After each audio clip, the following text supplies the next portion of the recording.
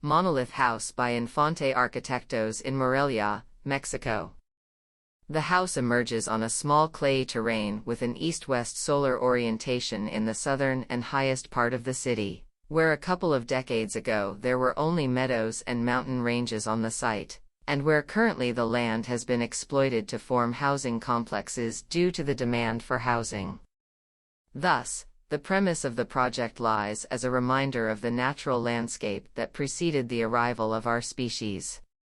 Having a reading of time and context, a house based on space material experimentation is proposed, which on the outside would have a simple reading as if the piece or this monolith existed unaltered until today, and that the user, having the need seeking refuge, would have carved and molded at will the great mass in its bowels as if it were a hypogeal construction. On the outside it shows a stereotomic character dominated by the massif, and that appearance of perpetuity provided by materials in earthy tones in harmony with the proposed stone ensembles.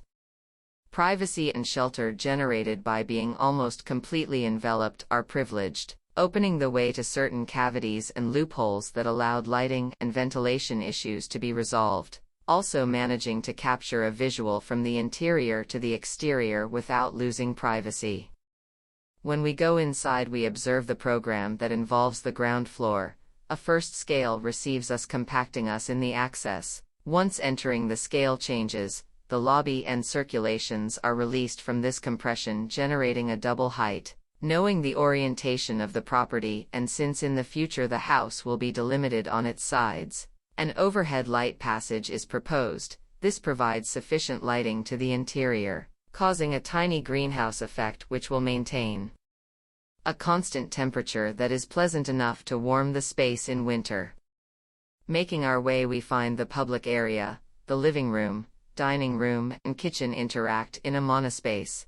These three areas dialogue with the outside through two patios, one front and one back, which can extend the program by sliding systems and in turn act as lungs, allowing the entire ground floor to breathe, having cross ventilation, together with the patios themselves maintaining a different materiality and tonality from the interior, in such a way that when the sun glides over the exterior walls it will permeate and bathe the interior walls in different shades, creating different atmospheres depending on the time of day.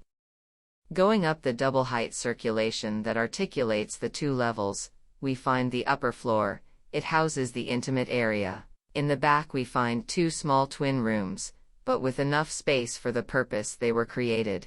They share a bathroom to optimize the reduced rudeness of the house. A front room frames the privileged view of the wooded mountains that still resist being broken by the hand of man. This room has the kindness of connecting to the outside through the patio that starts from the ground floor, where the crown of a young poplar looks out, seeking to soften the weight of the material by integrating immediate vegetable layers.